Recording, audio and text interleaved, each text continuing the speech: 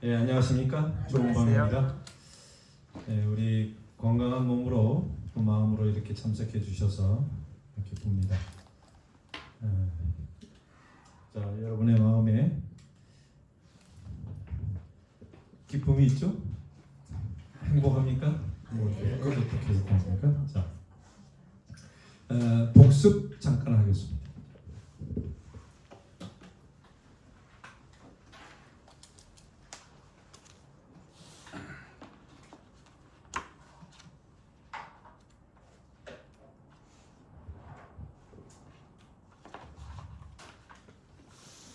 복습 잠깐 하겠습니다.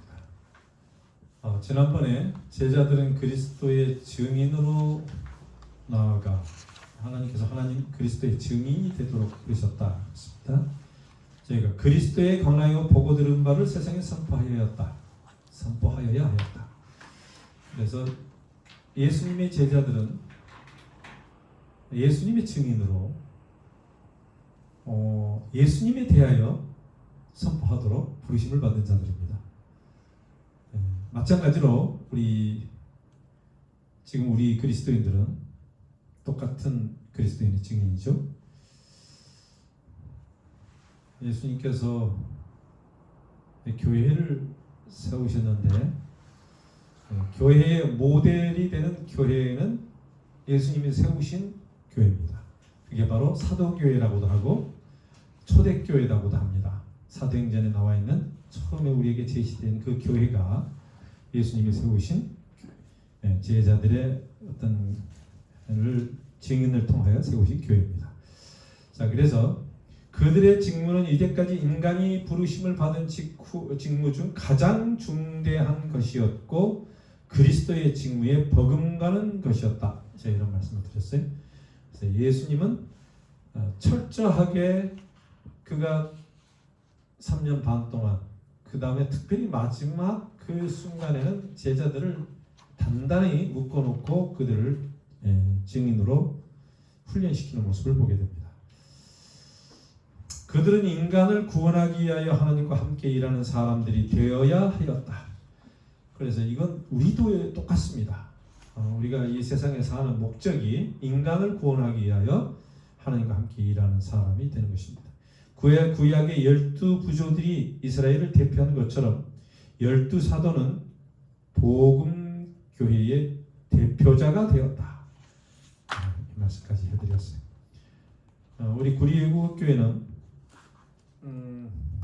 왜 세워졌냐면 바로 이 지역사회를 위하여 또 여러분과 저를 위하여 이 구원의 기별을 복음을 이웃들에게 전파하고 나누면서 그들에게 구원을 주기 위하여 세움을 받았습니다. 자, 그래서 교회에 이런 양이든 또 새로운 영혼이 오게 되면 기쁨이 있는 것이고 또 우리의 목적이 거기에 있다고 하는 것을 우리가 다시 한번 깨닫게 됩니다. 자, 그래서 이어서 말씀을 드립니다. 함께 읽겠습니다. 시작. 그리스도께서는 당신의 지상 봉사의 기간에 유대인과 이방인 사이에 막힌 담을 허시고 온 인류에게 구원을 전파하기 시작하셨다. 뭔가를 담을 허셨다. 막힌 담을 허셨고 누구 유대인과 이방인 사이에 막힌 담, 이걸 허물는 게 예수님의 이 땅에 오셔서 하시는 큰 일이었어요. 예수님이 지상 봉사 기간에 이걸 특별히 강조하시고 또 그 일을 집념 열심히 하셨어요. 온 인류에게 구원을 전파하기 시작하셨는데 그게 AD 34년에 스데반이 순교하면서 일어난 일이긴 하지만 그게 그때 일어난 게 아니고 사실은 예수님이 시작하신 것이에요. 예수님은 벌써 이 땅에 오셔서 내가 이 허물해야 되겠다. 뭘 허물해요? 막힌 담을 허물해야 되겠다. 이걸 가지고 미션을 가지고 오셨던 것 같아요. 그래서 유대인과 이방이라고 하는 거는 유대인 외의 모든 사람들, 사마리아와 뭐예요? 뭐 그 로마 이 그때 당시에 있었던 온 세상을 가리키고 있습니다. 예수님은 유대인을 위해서 오신 건 아니에요. 온 인류를 위해서 오셨고 온 인류의 구세주십니다. 그리고 온 인류를 만드신 분이에요. 예, 온 우주의 왕이세요. 예, 유대인의 혈통을 가지고 왔을 뿐입니다. 그러니까 유대인도 물론 구원해야 되겠지만 예수님께서는 그 모든 것을 이제 타파하고 구원을 전파하기 위해서 이 땅에 오셨다. 그렇게 썼습니다. 자, 그분은 시작. 그분은 비록 유대인이셨지만 자유롭게 사마리아 사람들과 접촉하시고 이 멸시받은 백성을 존중하심으로 유대인의 바리새인적인 관습을 무시하셨다. 그분은 그들의 집에서 주무셨고 그들의 식탁에서 잡수셨으며 그들의 거리에서 가르치셨다. 예. 지금 엘렌 지 화이트는 이걸 상당히 중요하게 생각을 해서 초점을 가지고 이야기합니다. 예수님께서 유대인이셨지만 사마리아 사람들과 자유롭게 접촉하고 뭔가 진짜 뭐 거리낌 하스름 없이 그들과 어울리셨다 이렇게 이야기합니다. 근데 그렇게 어울리는 것뿐만 아니라 그 멸시받은 백성을 존중하셨다. 그래서 존중이란 말은 자주 쓰는 게 아닌데 예수님이 사마리아인을 뭐 하셨다고요? 존중하셨다. 그랬어요. 그리고 유대인의 바리새인적인 관습을 무시하셨다. 그랬어요. 예, 이 예수님이 그걸 뭐랄까 탑한다 그럴까? 그걸 무너뜨리기 위해서 얼마나 시련과 고난을 당하셨는지 몰라요. 바리새인들의 핍박을 받았습니다. 무시당하고. 근데 그들과의 전쟁이었어요. 왜요? 바리새인들의 관습. 성경과 대치되는, 또 성경을 곡해시키거나 약간 오해시키고 성경을 뭔가 좀 잘 이해할 수 없도록 그렇게 좀 이끄는 그런 관습들이 많았어요. 원래 하나님의 원칙하고 좀 뭐예요? 많이 떨어져나 그런 것들, 안식 문제뿐만 아니라 그런 게 관습이 많았습니다. 예, 그 하나님의 사랑의 모습보다는 무서워하는 하나님 관계를 더 멀게 했고, 또 이 복음적인 어떤 그런 기별보다는 경직된 어떤 막 그런 말씀으로 그들을 꽉 이렇게 뭐 올고 맸다 그럴까요? 그렇게 했습니다. 예수님께서는 그래서 주로 이방인이나 또 죄인이나 소외당한 사람 이런 사람들을 상당히 귀하게 보셨어요. 존중하셨다. 그래서 그들의 집에서 주무셨고, 그들의 식탁에서 잡수셨으며, 그들의 집에서 주무셨고, 뭐예요? 사마리아 사람들도 있지만, 그 외에 어쨌든 좀 소외된 사람들까지 포함해서요. 식탁에서 잡수셨으며, 세리든 마태든 이런 그들의 거리에서 가르치셨다. 이렇게 표현하고 있습니다. 자, 함께 읽겠습니다. 시작.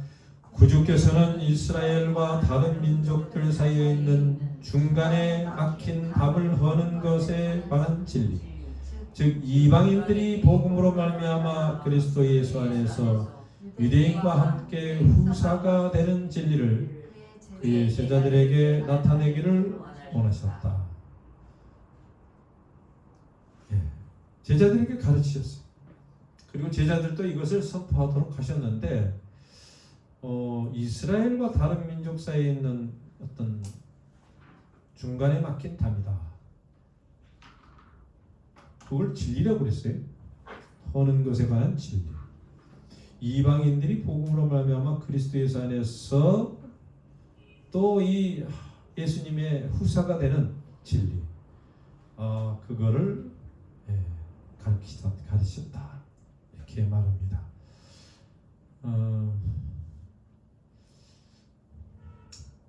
예수님에게는 어떤 벽도 없었어요. 그게 예를 들어서 성별이든 어떤 사람의 어떤 지역이든 뭐 어떤 외형적인 어떤 것도 예수님에게는 벽이 없었어. 우리 인간에게는 뭐냐면 다 이렇게 탐을 쌓아가지고 뭔가 좀 나누려고 막 그렇게 하고 자기가 좀 더 으뜸되려고 하고 뭔가 더 똑똑하게 하려고 그렇게 하는 세상입니다. 그러나 예수님은 그거를 어떻게 보면은 부서뜨리는 일을 하셨다. 왜냐하면 이 복음이라고 하는 것은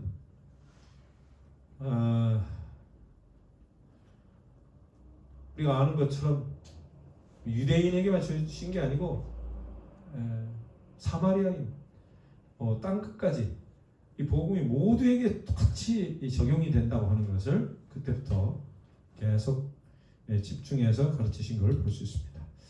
이 진리는 그분이 가버나움에서 백부장의 믿음에 대해 보고상하실 때, 이 백부장이 어느 나라 사람이요? 유대인이? 예, 이방이죠. 로마 백부장 군인들 이야기하고 있으니까요. 가버나움도 뭐 그 위에 쪽에 제일 위쪽에 있는 약간 가버나움, 약간 행정도시죠. 믿음에 대해 보상하실 때 백부장의 믿음이 좋았어요, 안 좋았어요? 참 이만한 믿음을 보여준 적이 없어요. 백부장의 믿음에 대해서 고넬료, 백부장 여러 사람들이 있습니다. 또한 그의 수가 사람 주민들에게 복음을 전파하실 때에도 이게 나타났다 그랬습니다. 이 진리 그랬는데 이 진리라고 하는 말 가운데는 뭐 많은 게 포함되어 있을 수 있지만 바로 복음이 온 세상에 이방인들에게 전파되는 어떤 이 복음에 대한 진리를 이야기하고 있어요. 그래서 이 것은 어떤 담이 없이 모두에게 적용되는 하나님의 뭐랄까 포괄적이면서도 모든 사람들에게 적용되는 그런 진리를 이야기하고 있습니다. 이것은 그리스도께서 베니게를 방문하시고 가나안 여인의 딸을 고치셨을 때에 더욱 분명히 나타났다. 이러한 경험을 통하여 제자들은 많은 사람들이 구원받을 가치가 없다고 생각한 사람들 중에도 진리의 빛을 갈망하는 영혼들이 있다는 사실을 깨달았다. 구원받을 가치가 없는 사람이 있어요, 없어요? 없어요. 자기들 생각에는 이 세리든 뭐 병자든 이 사람들을 어떻게 생각하냐면 이 사람들은 죄 때문에 자기 죄 때문에 저렇게 뭐 봉사도 되고 장님도 되고 뭐 병도 걸리고 그래서 이렇게 생각을 많이 했기 때문에 구원받을 가치가 구원 뭐 또 그렇지만 조금 차별되어 했던 걸 볼 수 있습니다. 요즘 우리는 어떤 사람이 그런 부류의 사람이 될까요?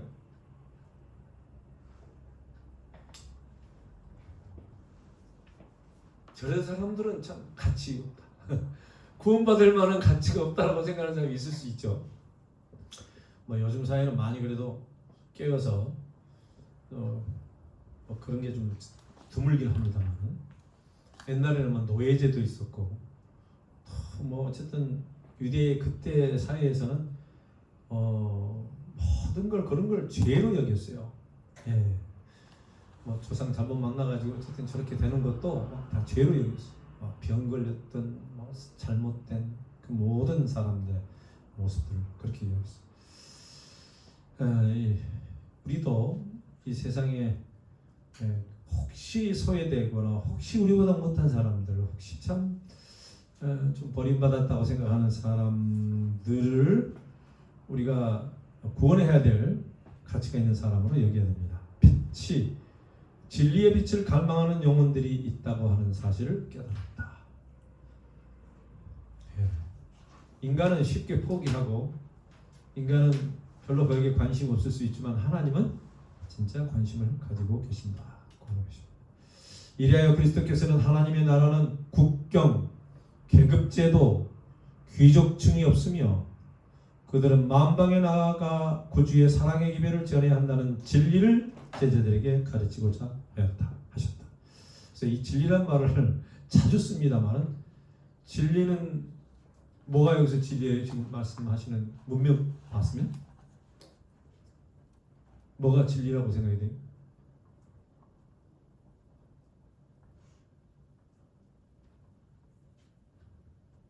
자, 유현.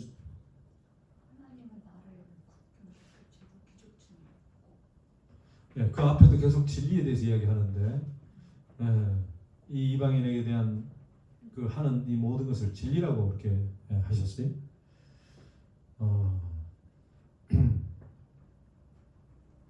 이 이방인이든 소외당하는 사람이든 참 봤을 때 이 사람은 참 가치가 없다고 생각하는 사람이든 간에 어쨌든 그들에게 구주의 사랑의 기별, 복음을 전해야 한다. 이게 진리다고 이야기를 하는 것입니다. 예.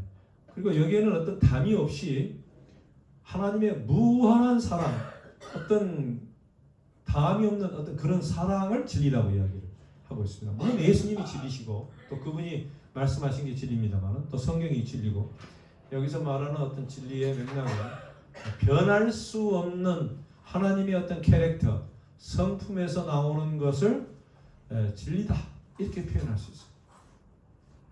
그래서 하나님이 계시는 것은 거룩하고 그것이 또 진리가 되는 것이죠. 모든 게 그래서 하나님에 의해서 그 나라, 하나님의 나라는 예수님께서 통치하시는 나라고 그분이 말씀하시는 것이 딱 진리지만 특별히 여기서는 이방인에게 하나님의 사랑의 기별을 전하는 것을 진리라고 표현했습니다.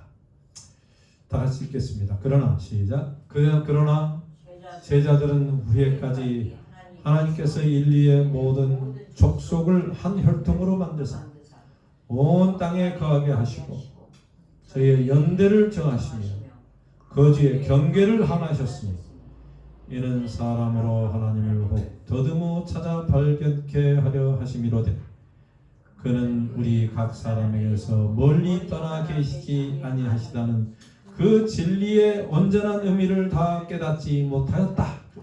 제자들은 온전히 깨닫지는 못했는데 뭘 깨닫지 못했어요?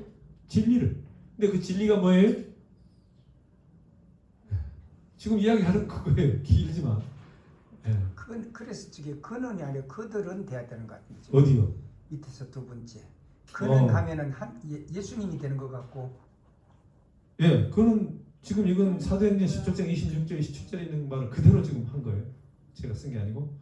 그래서 이건 그는 우리 각 사람이 있으면 그는 누구의 하나님이죠. 예. 그래서 네. 성경절에 이것은 그래서 그는 우리 각 사람에게 멀리 떠나 계시지 않고 우리가 더듬어 찾을 수 있도록 하셨다 그 말이에요. 그러니까 이게 진리예요.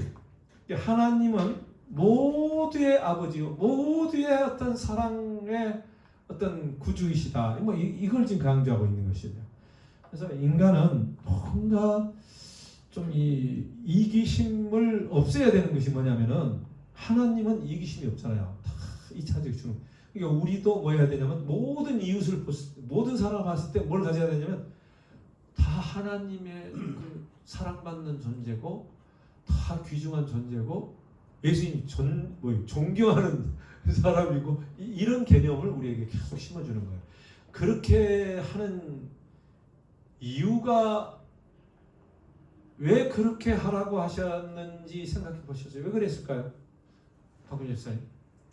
왜 하나님께서 우리에게 그렇게 요구하세요? 모두를 하나님처럼 혈통으로 만드셨고 그렇게 하면 우리에게 뭐가 도움이 될 것 같아요? 이 누구를 위해서 그렇게 하신 거예요? 우리 모든 인류를 예. 장로님 이게 우리가 지금 이게 주신 말씀이 십계명도 마찬가지예요. 십계명도 그렇고 하나님이 주신 이 복음을 이렇게 우리가 뭐라고 그럴까 명령하시잖아요. 이렇게 법처럼 그렇게 해야 한다 이렇게 이야기하고 또 이렇게 하면 어떤 약속이 있는 어떤 뭐 계명도 계명이고 어떤 하나님의 권유 명령 다 그러는데 이게 누구에게 복이 되냐면 우리 각자에게 복이 되도록 주신 말씀이에요. 하나님의 말씀은 전적으로 이렇게 살아야 하나님 백성이 되고 이게 다 행복할 수 있도록 만드신 것인데 그런 복이 어떻게 해서 올 것 같아요? 어떻게 해서 생각해 보면 말씀대로 살아야 돼. 예, 그러니까 순종해서. 예, 그렇지. 그렇게 그 원리가 하나님의 원리 가운데 어떤 원리에서 나오는 것 같아요? 아니면 왜 우리에게 그렇게 좀 질문이 조금 어렵긴 해요. 제가 봐도. 자, 근데 좀 생각해 보면 하나님께서는 이렇게 해야 물론 하나님의 왕국이 설립하고 뭐 하나님의 뜻이 있다 하지만은 우리가 하늘 가는 길에서 이렇게 해야 우리가 하늘 갈 수 있다고 하는 것입니다. 우리가 구원받는 길이에요. 이렇게 하지 아니하면 완전히 이 뭐라 그럴까 이 교만 이기심 우리에 있는 그것을 버릴 수가 없어요. 인간 참 힘들어 이걸 이겨내기가. 근데 이 전도의 방법 가운데서 그런 사람들에게 참 어떤 나의 뭐까지 다 내주면서 그들을 존경하고 사랑하고 하는 이런 거 있잖아요. 자비를 베푸는 거. 이게 성화의 과정에서 너무 필요하고요. 또 우리가 그런 마음을 가져야 하늘나라 갈 수 있다고 하는 것이고 그런 어떤 원칙이 그런 것을 따라가야 예수님의 증인으로서 우리가 살 수 있기 때문에 하나님이 그렇게 하신 거예요.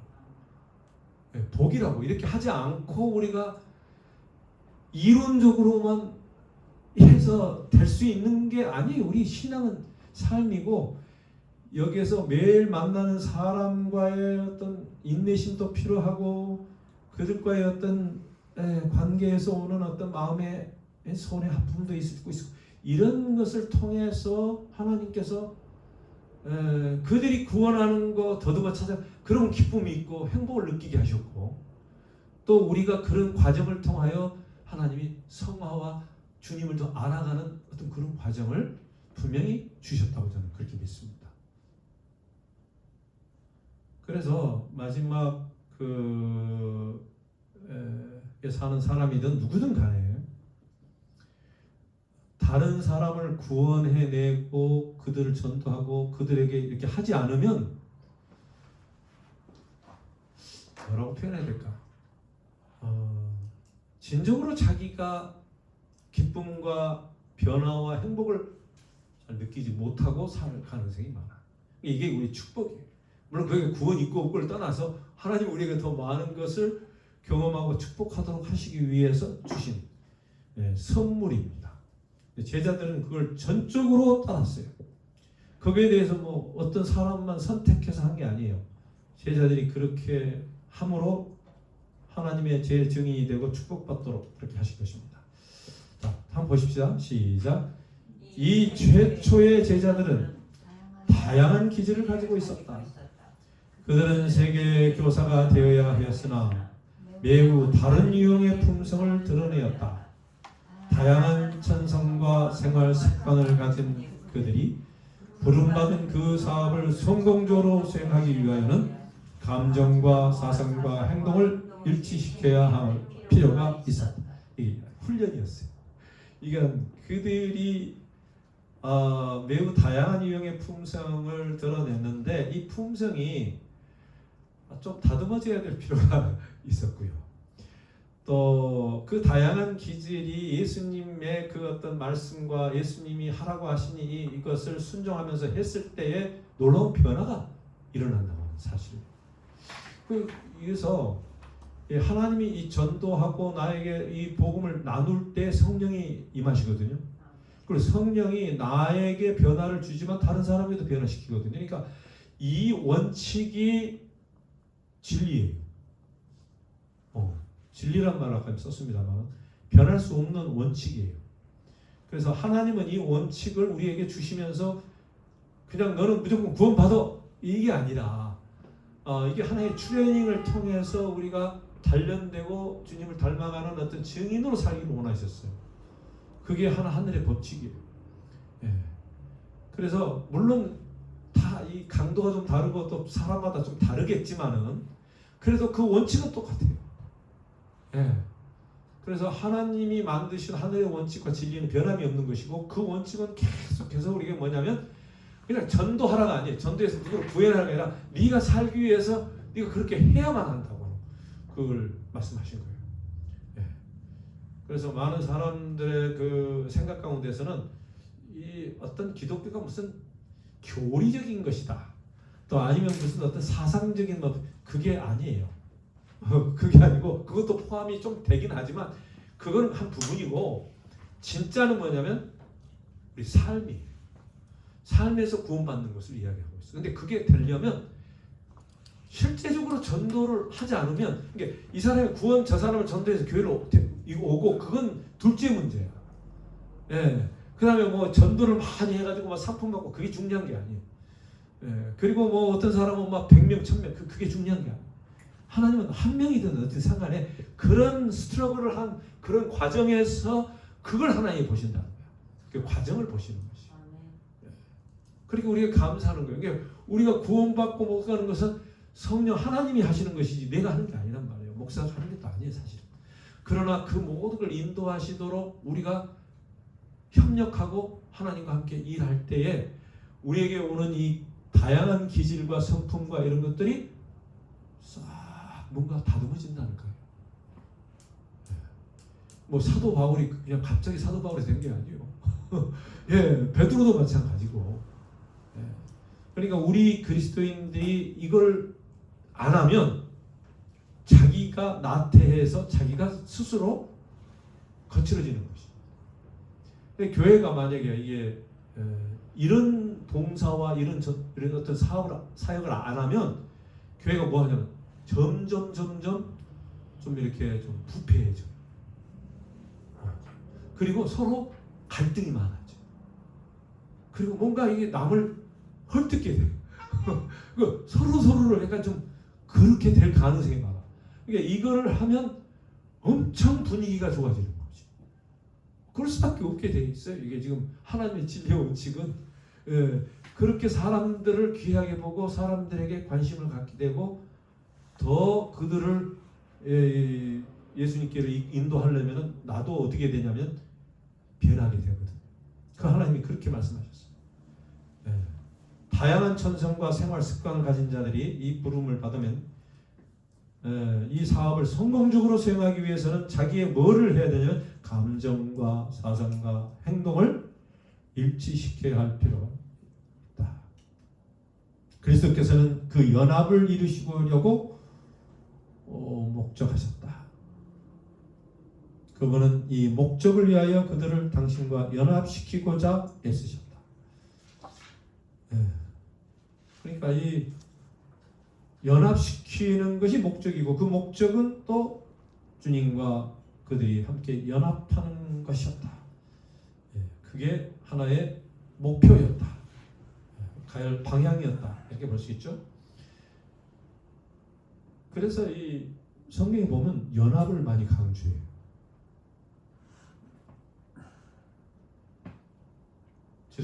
지사님이 그래서 제일 또록또록하네. 그러니까 다들 좀 비실비실한데 이게 주중에 너무 힘들면 안 돼. 자, 왜 연합을 강조하신 것 같아? 물론 답은 지금까지 다 이야기했지만.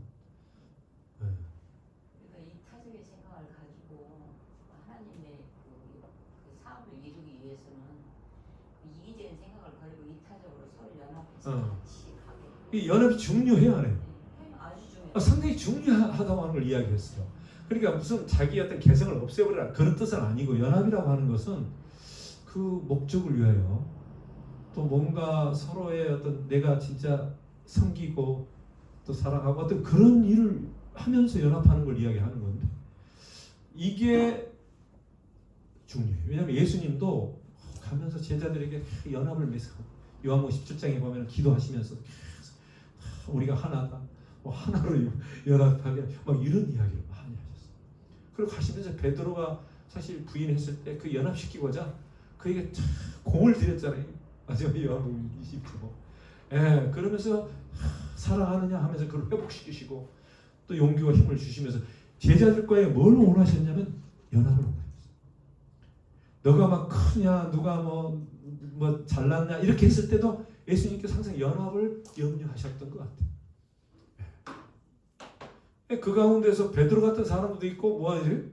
요한 같은 사람, 뭐 안드레가 다 다르지만 그 개성을 서로 연합시키는 게 상당히 중요한데 그 연합은 방금 이런 어떤 정신, 전도의 정신 있잖아요. 이 진리를 받아들일 때에만 되는데 제자들이 그거를 확실하게 실행은 못합니다. 그러나 그게 어떻게 돼요? 성령의 어떤 능력에 의해서 그렇게 하나가 되는 경험을 하게 되는 것입니다. 자, 함께 읽겠습니다. 하늘 시작.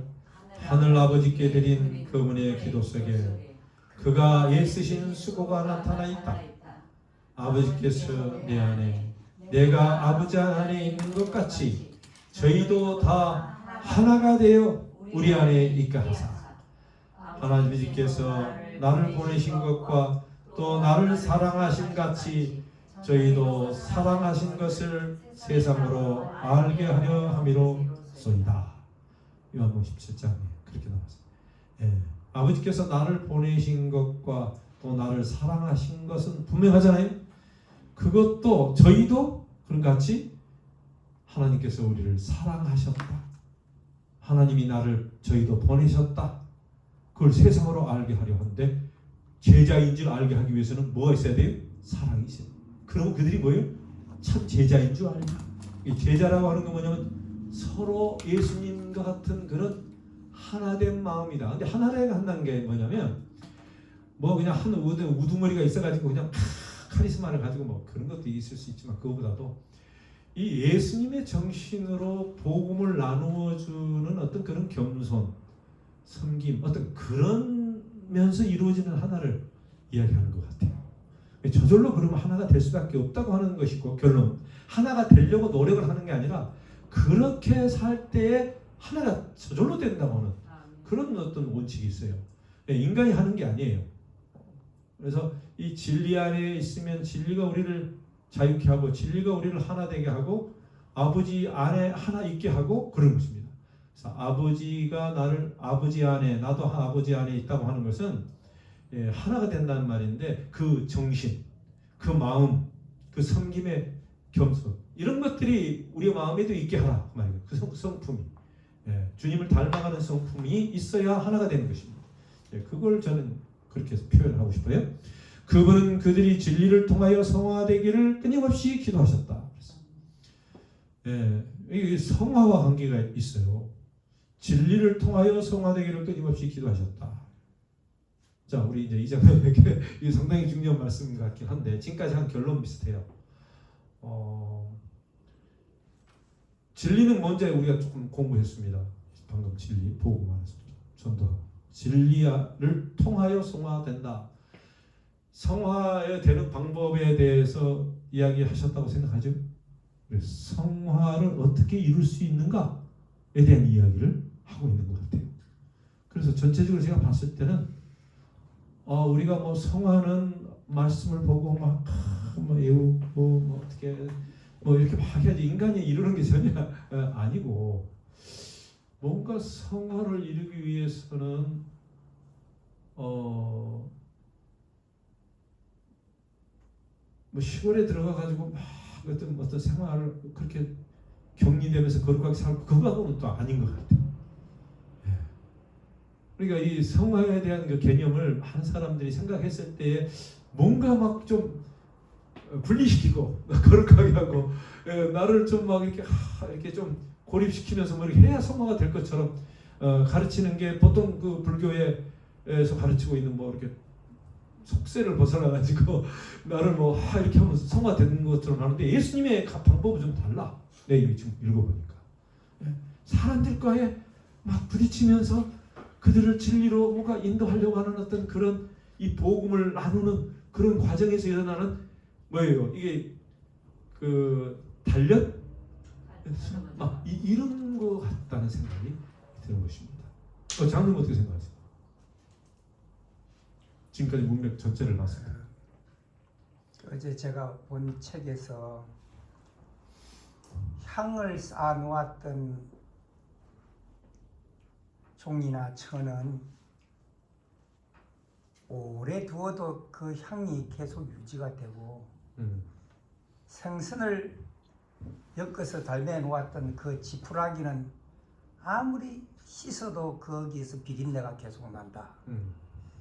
그러니까 우리가 성화라는 것은 그러니까 그 향기를 내 것으로 이렇게 내 것화하는 거잖아요.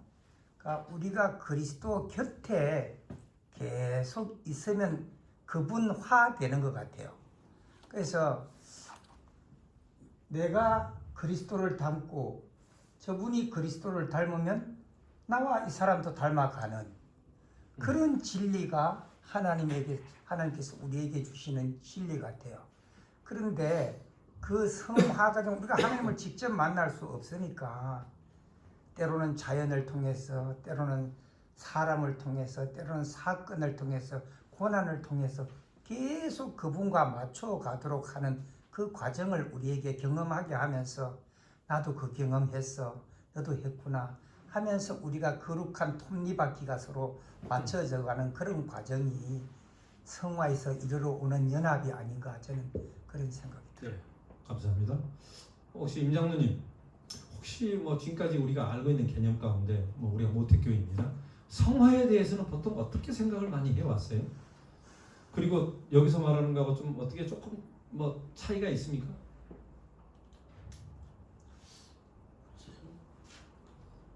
성화는 품성과 어떤 삶의 과정을 통해서 그 하나님화 되는 과정이라고 볼 수 있잖아요. 거룩함에 그렇죠. 거룩하다. 참여하는 예.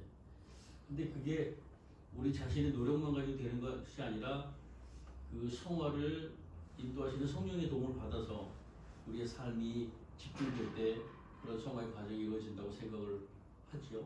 근데 그렇게 하기 위해서는 우리가 먹을 수 있는 그 생명의 양식을 줄곧 깨끗하고 그 하나님 보시기 아름다운 어떤 그 식사, 그러니까 식사라고 하는 것이 어떤 믿음 생활, 어떤 그런 것들을 이렇게 해내는 과정에서 성화가 이루어지는 거지 단번에 기도의 응답처럼 갑자기 오는 과정은 아니라고 저는 생각을 하거든요. 근데 하늘나라에 가는 사람들의 품성은 성화의 과정, 칭의의 과정을 결코 생략하고 할 수 있는 것은 아니거든요. 그러니까 그런 의미에서 이 성화와 칭의와 뭐 이런 것들에 대한 그 생각이 조금 우리가 좀 더 많은 연구가 돼야 되고 학습이 돼야 되지 않나 이런 생각을 해봅니다. 예. 또 하실 말씀 있어요? 우리 한 장로님도 혹시 하실 말씀 있습니까? 네.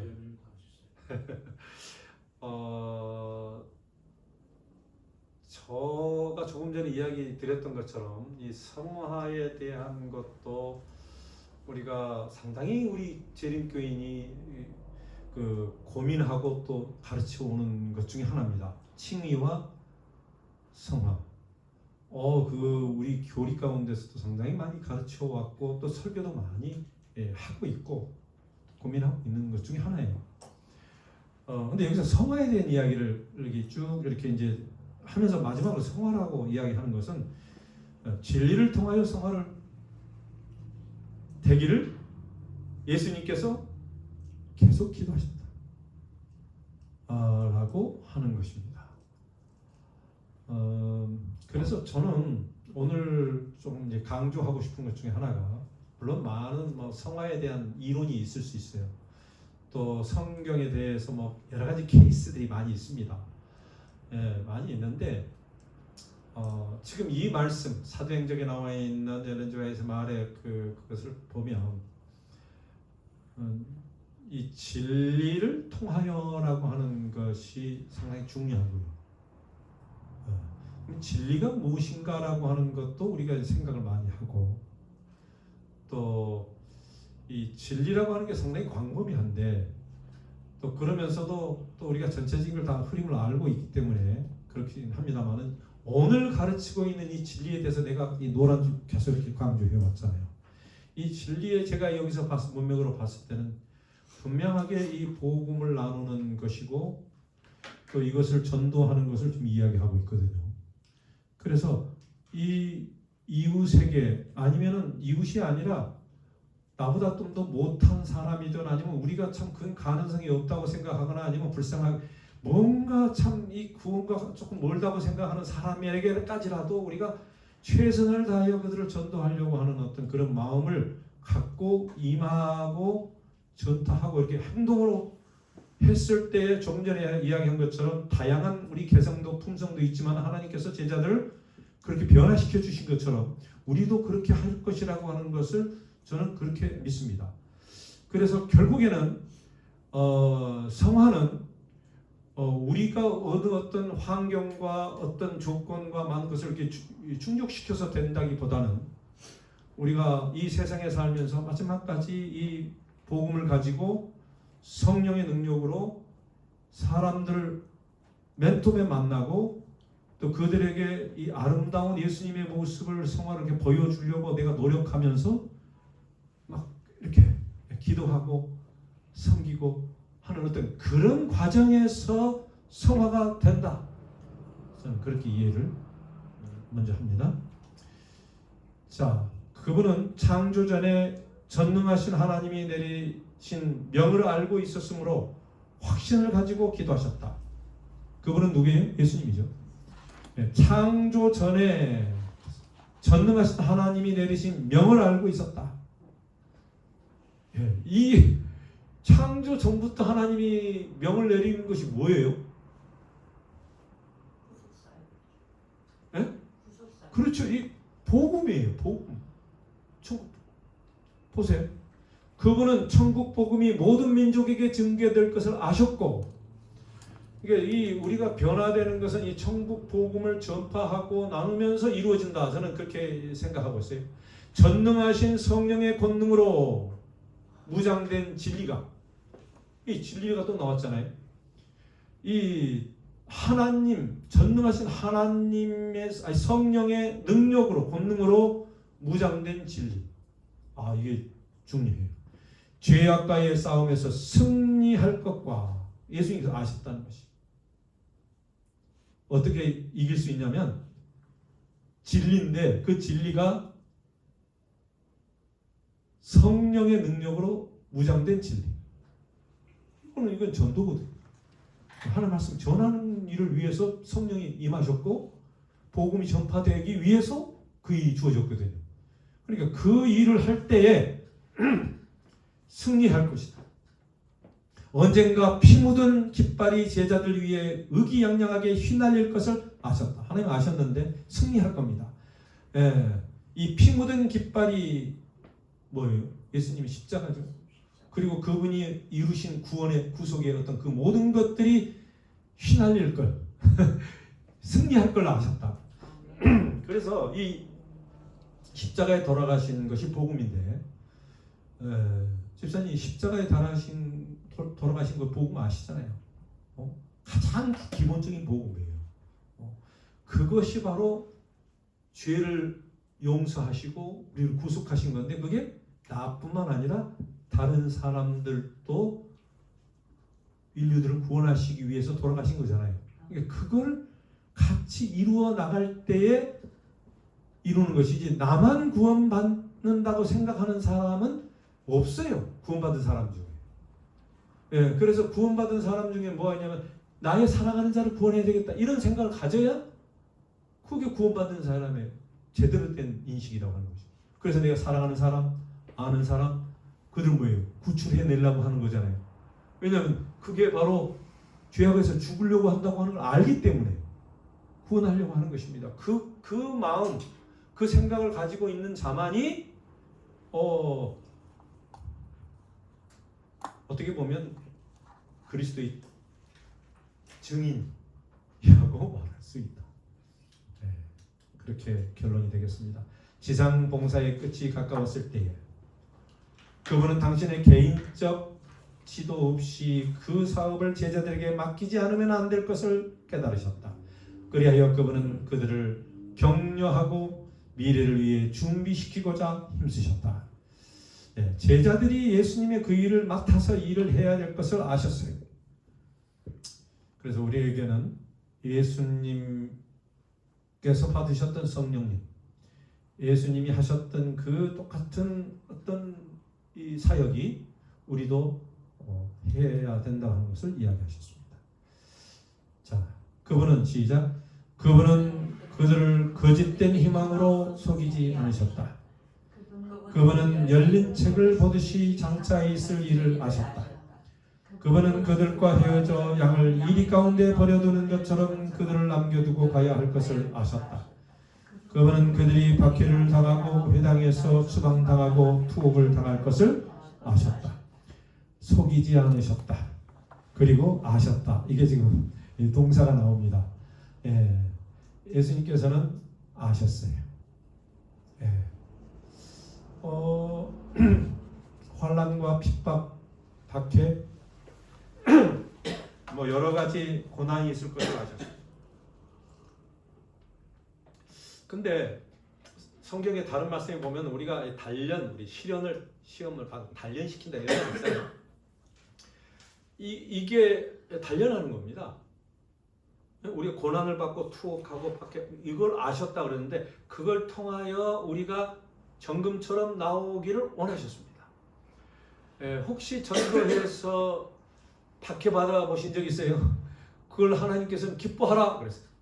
너희가 의를 위하여 핍박을 받는 자는 복이, 너가 기뻐해야 된다. 왜? 이게 나를 단련하고 성화시키는 과정이라고 하는 것이. 그래서 이걸 나쁘게만 생각하면 안 돼요. 또 우리가 이 세상에 당하는 안 되는 일 있잖아요. 뜻대로 잘 안 돼. 그럼 기뻐해야 돼. 왜? 그게 나에게 단련시키는 일이 되기 때문에 그래요. 더 기도하게 하고, 내가 부족을 깨닫고, 이런 나의 어떤 그런 것들도 보게 되면서 하나님의 어떤 능력과 하나님의 자비와 사랑 이걸 다 깨닫게 되는 그런 계기가 될 수도 있는 것입니다. 그래서 거짓된 희망으로 속이지 않으셨고 예수님께서는 아셨다. 이렇게 나옵니다. 그분은 당신을 메시아라고 증거함을 인하여 어떤 이들이 죽임을 당할 것도 아셨다. 따라서 그는 그러한 일의 일부를 그들에게 말씀하셨다. 이런 일이 있을 것인데 이런 일을 두려워하지 말고 수용하고 받아들여라. 그들의 장래에 대하여 말씀하심에 있어서 그분은 장차 시련을 당할 때에 그들이 그분의 말씀을 기억하고 그분을 구속주로 굳게 믿을 수 있는 용기를 얻게 되리라는 것을 분명하고도 명확하게 말씀하셨다. 그분은 또한 소망과 용기를 주는 말씀을 그들에게 하셨다. 여러분, 이 장차 시련을 당할 때라고 하는 말은 물론 전도하면서 당하는 시련도 시련이고 우리가 살면서 당하는 시련도 포함되어 있다고 저는 생각합니다. 가정에서, 직장에서든, 어디서든 간에 우리가 시련이 만약에 있다면 뭘 기억하라고요? 말씀을 기억. 그 다음에 예수님을 구속주로 굳게 믿어. 근데 믿을 수 있는 용기, 믿을 때 용기를 갖고 믿으라고 그랬어요. 담대하고. 그래서 소망과 용기를 주는 말씀을 그들에게 계속 하신 것은 왜요? 그런 일이 있을 때에 그 말을 기억하도록 하시고 약속이 있고 소망이 있으면 우리가 낙담하지 않잖아요. 그렇게 하시기 위해서 그러셨습니다. 그래서 우리가 믿음도 중요하고 소망도 중요합니다. 용기를 주는 말씀을 그들에게 하셨다. 오늘 여기까지 말씀을 드리면서 저는 오늘 하나님이 주신 이 진리 안에서 우리가 성화되기 위하여 하나님이 마련해 놓으신 이런 시련과 여러 환난이 결국 우리를 단련시키셔서 정금처럼 나오고 주님이 원하는 그런 놀라운 천국 시민으로서 다듬어지게 될 것이다. 이런 결론을 한번 해석합니다. 기도하겠습니다. 아버지 하나님, 이 땅에 살면서 겪는 그 어떤 것도 또 우리가 실패하든 성공하든 그 어떤 것도 다 하나님께서 우리를 단련하시는 것임을 깨닫고 겸손히 받아들이게 하시고 용기와 믿음과 소망을 잊지 않고 끝까지 진리 안에서 승리할 수 있도록 또 예수님을 붙들고 주의 그 은혜와 주님이 하시는 그 일을 잘 깨달아 알고 미리 이렇게 말씀하셨기 때문에 우리가 그 말씀을 보면서 다 이 하나님의 마음을 읽고 깨달을 수 있는 저희가 되도록 인도해 주시기를 예수님의 이름으로 간절히 기도합니다. 아멘. 하늘에 계신 우리 아버지 이름이 거룩히 여김을 받으시며 나라 임하옵시며 뜻이 하늘에서 이룬 것 같이 땅에서도 이루어지이다. 오늘날 우리에게 일용할 양식을 주옵시고 우리가 우리에게 죄진자를 사해 준 것 같이 우리 죄를 사하여 주옵시고 우리를 시험에 들게 하지 마옵시고 다만 하늘에서 구하옵소서. 나라와 권세와 영광이 아버지께 영원히 있사옵나이다. 아멘. 감사합니다.